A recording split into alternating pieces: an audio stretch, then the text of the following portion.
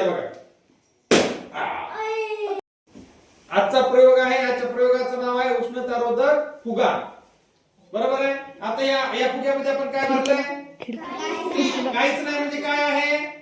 काहीच नाही म्हणजे काय म्हणजे काहीच नाही म्हणजे काय आहे? काहीच नाही म्हणजे हवा. काहीच नाही म्हणजे काय आहे? हवा. त्या फुग्यात काहीच नाही म्हणजे काय आहे? हवा. बरोबर. आणि सरांच्या हातातल्या फुग्यामध्ये काय भरलंय? पाणी. आता तुम्हाला दाखवणार बघा प्रयोग जादू. बरोबर आहे. आणि प्रयोगासाठी साहित्य काय काय लागेल?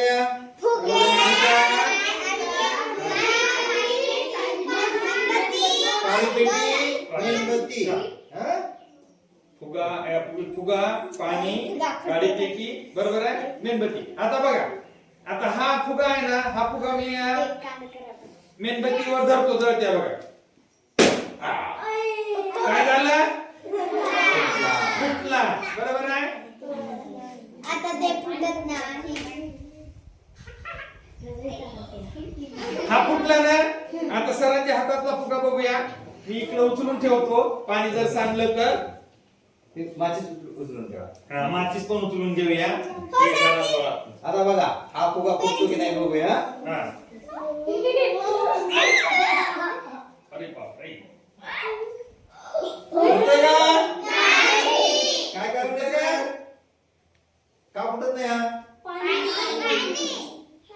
म्हणजे पाणी हे उष्णतारोधक आहे. बरोबर आहे. आपल्याला आग लागल्यावर आपण पाणीच का टाकतो? कारण पाण्यानं आग भिजली जाते, है की नाही. आणि पेट्रोल टाकल्यावर काय होईल? जास्त भडका होईल, है की नाही. रॉकेल, पेट्रोल, डिझेल टाकलं तर जास्त भडका होईल. पण पाणी टाकल्यावर काय होतं? आग भिजते. म्हणून हा फुगा याच्यात पाणी असल्यामुळे काय होतो? फुटत नाही. बरोबर आहे. म्हणजे आजच्या प्रयोगाचं नाव काय? उष्णतारोधक फुगा. ओके. बघा काळा झालाय पण फुटलाय का?